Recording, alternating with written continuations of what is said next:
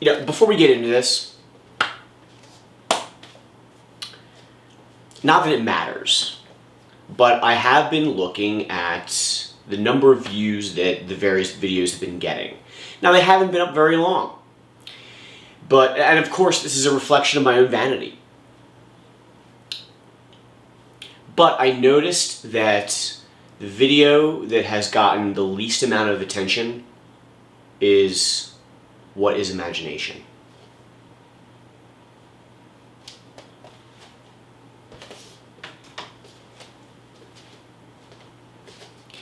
We care about what we already know.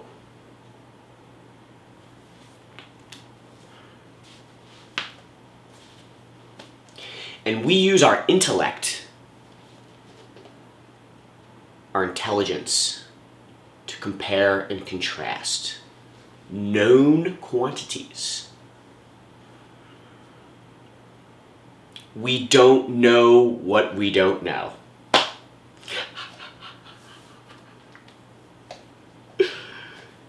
We know far less than what we do know.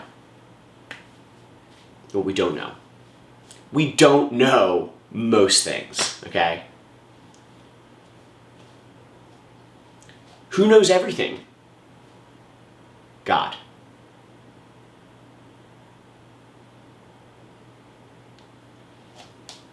See, even the fact that I look down when I say that shows that there's something wrong with my relationship with God.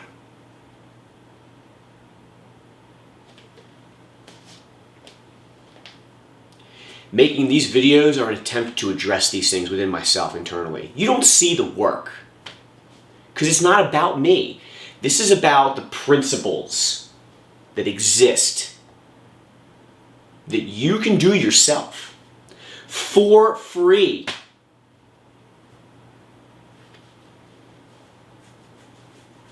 Look, I don't know what's going to happen, but if you're watching these videos, you know something is going down. What do? Do we fight? That is what has gotten us to where we are. We use violence to solve our problems. We have anger inside of us. We have violence and we have hatred inside of us.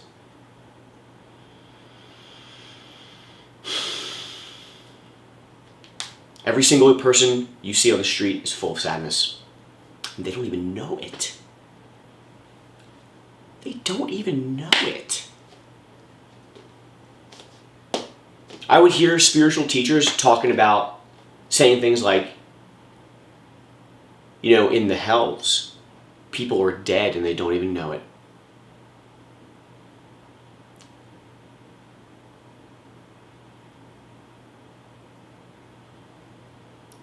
I think I understand now some of what that means.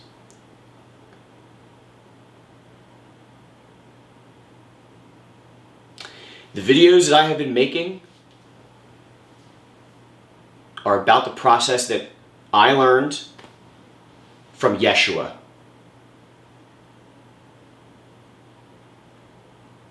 And you can too. But this is the material. He's more thorough. He's kind. He's compassionate. He takes questions. He talks to people. I'm not doing any of that. There's no time or resources, and people don't even care anyway, So some people have been great and said, you know what, I could listen to you talk for days. Well, the videos are here so that you can keep listening, because I get it. I know, the way we learn through repetition.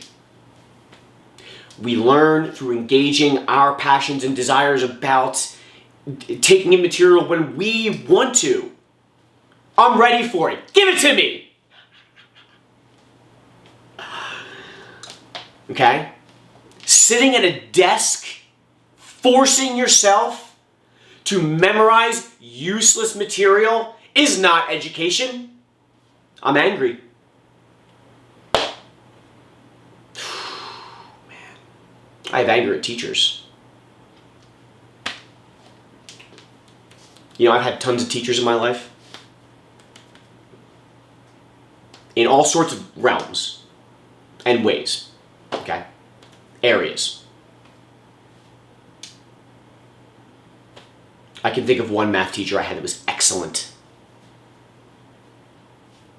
I can think of a guy I had in college who was an excellent teacher as well. Most of them were forgettable. Most of them sucked.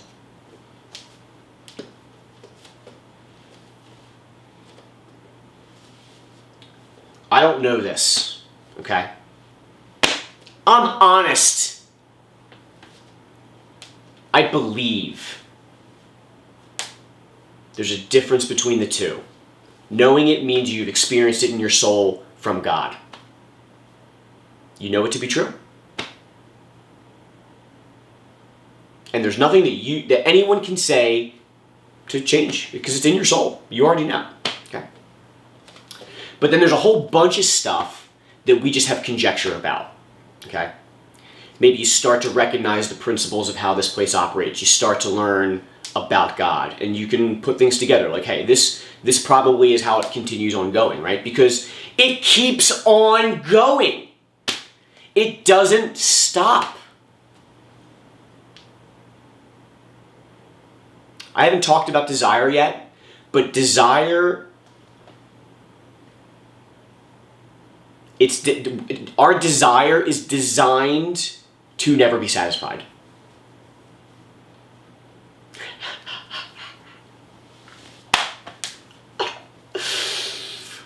So then, okay, so if the thing never stops, then obviously the most loving thing to do is to set that desire to love. Set that desire towards knowing who made you.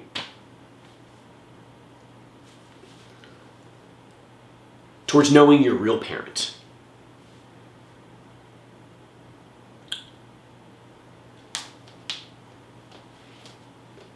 I believe that we do it through Ascension.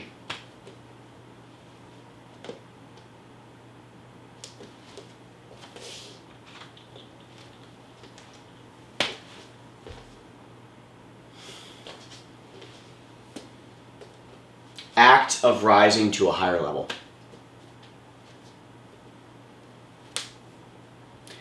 We've talked about the physical world and the spirit world in previous videos, okay? Let's go over it again real quick. Physical world. Here's Earth. We're here, right? It's neutral.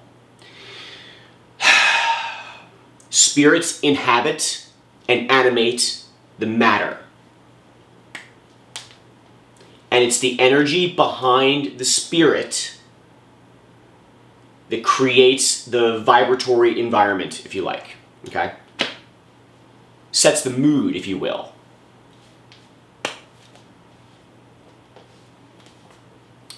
Now, the spirits are controlled by souls. Okay? They're projections of the souls.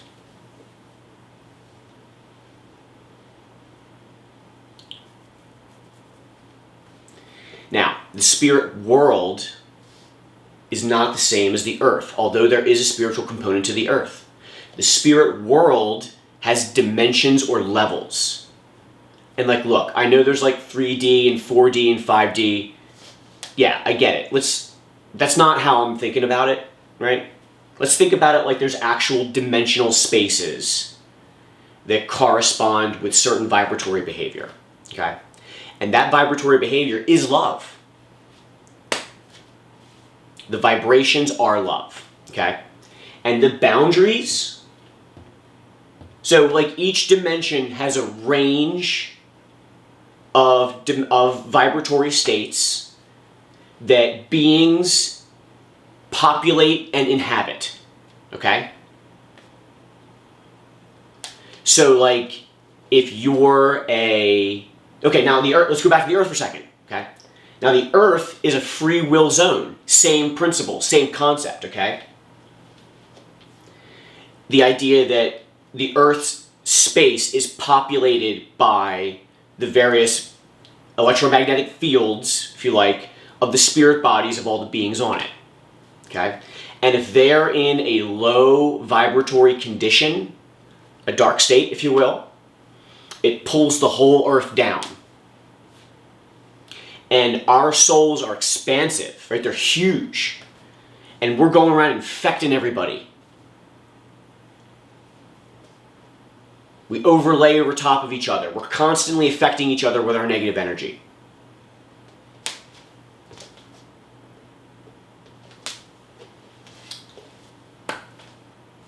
And we don't want to take responsibility for it. Okay? So, when you sleep at night and you go to the spirit world, remember we talked about you could either have a dream or you could go to the spirit world.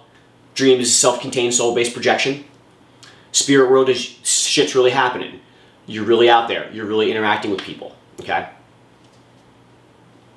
Your ability to navigate the spirit world is based upon the amount of love that is reflected from your soul. So, the more loving you are from the Creator's perspective,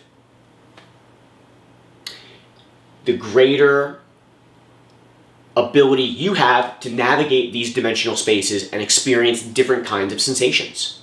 Okay? So like, if you're in a loving, if you're in a loving condition, let's say, for example, right? Let's say you could make it and hang out in the second dimension in the spirit world. Okay? Now we see the Earth here corresponds to like, maybe like a third of the way down to the bottom of hell. That means if you're, we're here, right? But if you're here,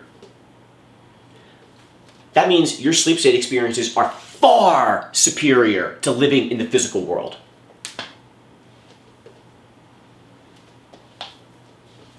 And why wouldn't they be? Because when we're in our spirit body, we interpret that as being real. Just like we interpret this as being real. But we know through physics that our bodies are not actually physical. But I'm touching myself, it feels physical. When you're a spirit, it's the same deal. You're less dense, but your perception is you are still solid.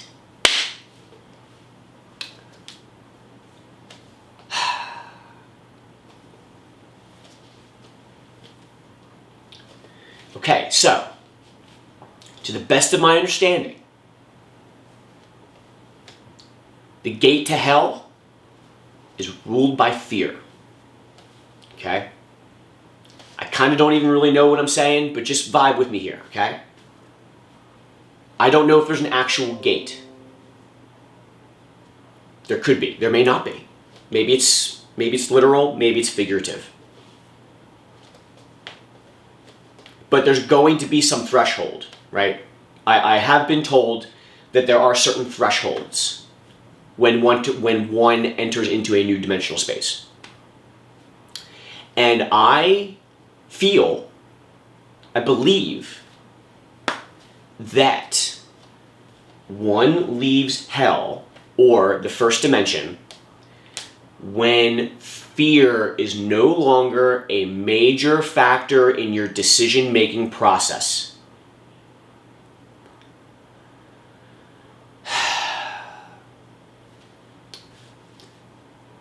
The reason why I think that we still have fear when we leave hell is because we are not connected to the Creator all the time. We are not receiving her love all the time. I think that happens. I've been told that happens.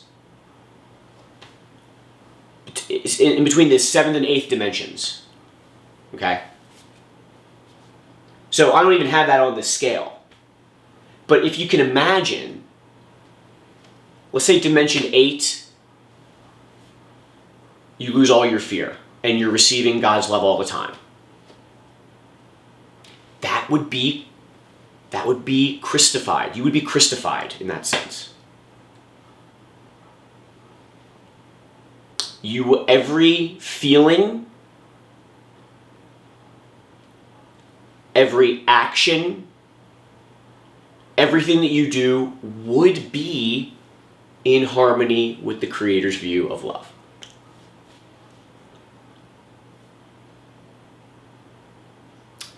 I do believe Yeshua reached that state as a physical person. That doesn't mean he's God. God is God. That's available to us. You. It's available to you. You just gotta want it. Again, we'll talk about desire in another video. But, just to wrap that thought up, okay? So when you become Christified, now you've got no more fear. So that's why I feel that the first dimensional aspect of our fear-based emotional errors has to do with them being the majority of us.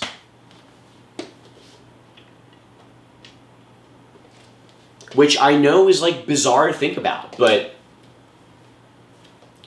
I mean, I think that's what happens. I think we go from being a perfect human, we incarnate into our parents, then we go to a very imperfect human.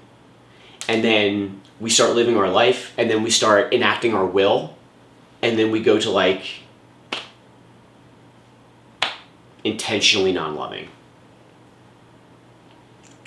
And then we all look around at everybody else and we're like, hey, well, they're all doing it, right? Justify your actions. It's all based in fear. It's because people don't know this is available. Having a relationship with the Creator. But you gotta want it. You gotta go through your emotions to get it.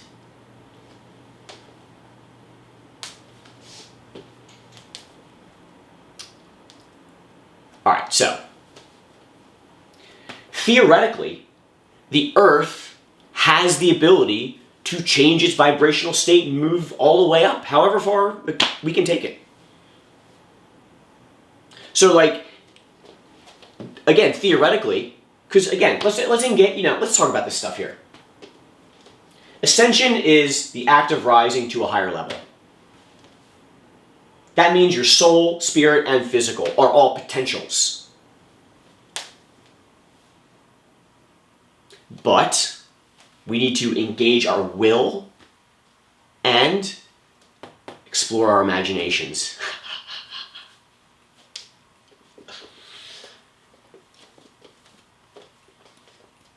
And release fear. We release fear by feeling out our emotions, by being humble. By owning and accepting all this stuff is inside of us. Accept it. I'm full of fear. Right now. I'm full of fear. This video is a little different if you couldn't tell. I'm shaking right now.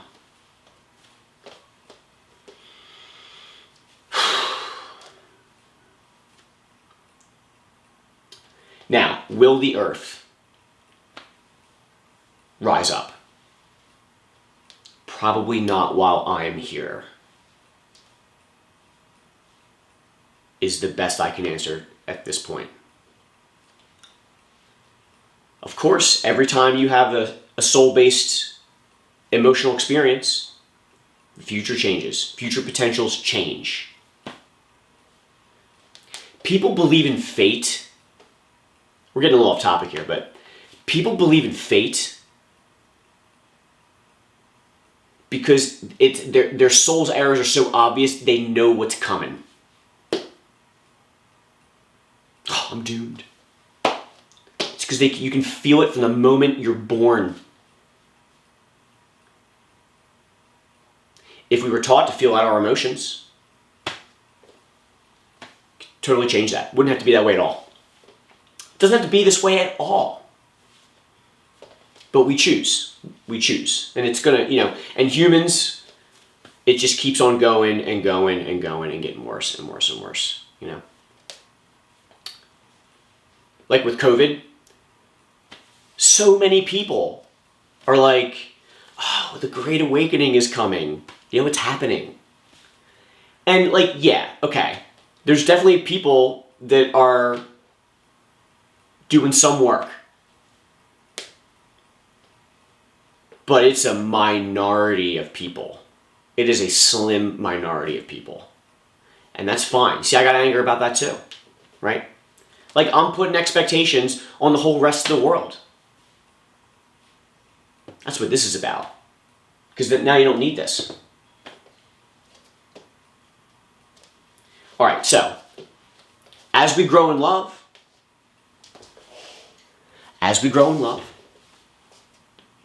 our vibratory state changes. We start vibrating at a higher level, okay? That's a good thing. You will notice that it will cause dissonance with other aspects of your life. Because now you're vibrating higher. So it's going to aggravate and agitate the vast majority of people here.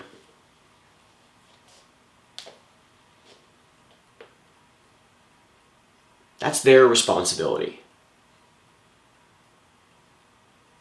There's no need for you to compromise truth. There's no need for you to not express yourself in loving ways. That's what we're designed to do. That's what the Creator would like to see her children do, to express themselves in loving ways.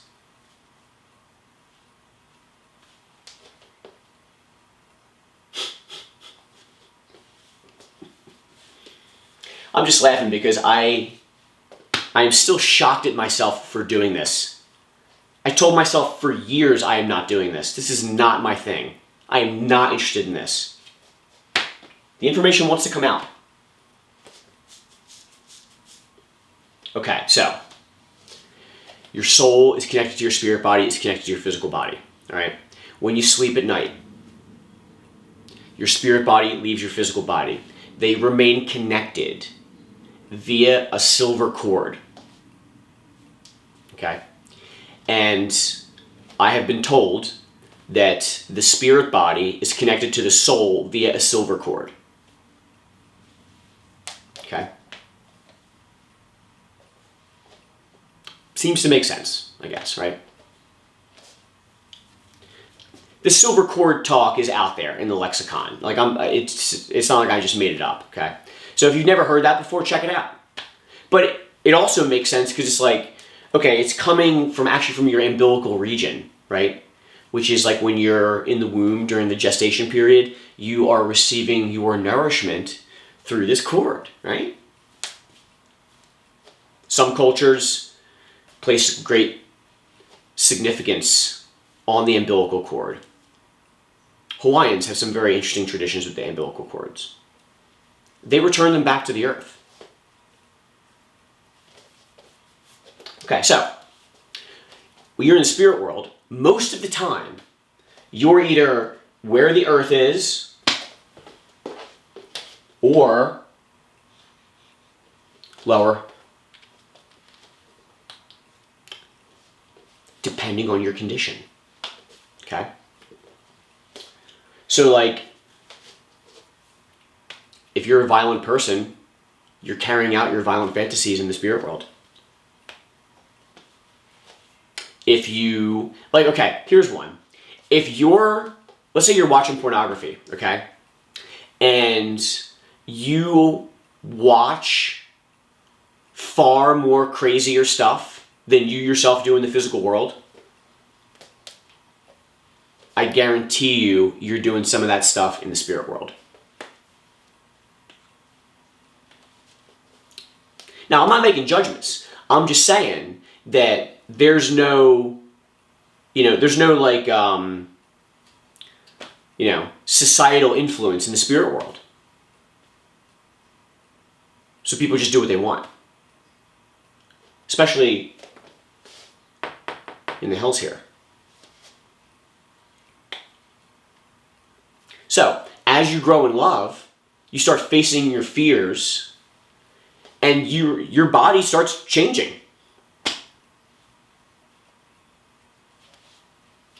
And going different places. Your friends that you had may think you're dead. Just because they can't see you doesn't mean you're dead.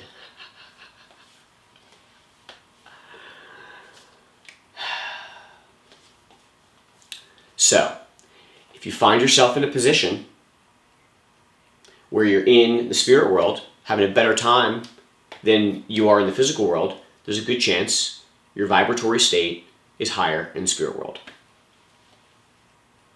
Now, how to do that? Well, again, I don't really know. But here's what I believe. We have the ability to snap our silver cord. When the silver cord snaps, our physical body is no longer attached to our spirit body, which means the physical body is no longer connected to the soul, which is the life force of your being. Okay, it's done. It goes back to the Mother Earth, from whence it came. You were just borrowing it anyway. Like, don't worry about it.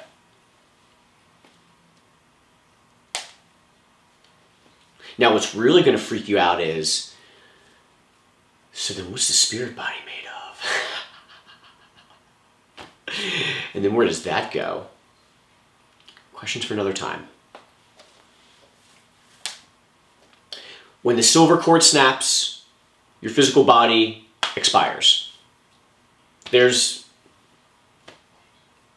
plenty of stuff in the cultural lexicon about that.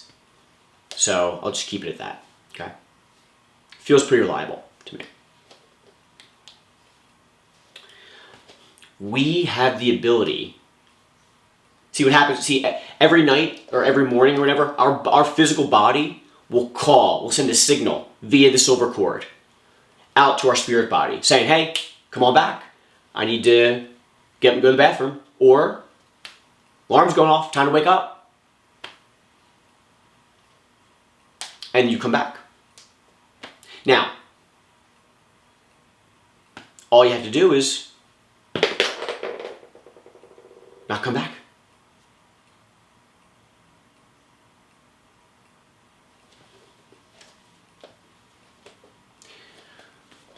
Okay, well, if it's that simple, then why don't people do it? Well, actually, some do. You just don't hear about it. I was having this discussion with a friend of mine a couple weeks ago. I was testing some of these concepts on her, see what she thought about it. She was like, oh yeah, I know this 35-year-old woman that's married to a friend of mine. She just didn't wake up one day. That's what she did. Makes sense to me.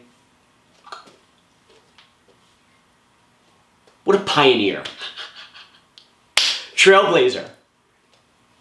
Okay, so why don't people do it? Well, one, they don't know it's possible, okay? I was under the false belief there was only two ways to leave this place. Through violence and through decay. And I'm definitely not leaving through decay. I take too good of care of my body. So that means violence, right? I'm just like sitting with this concept. If I want to become more loving, that means I'm going to have a violent death.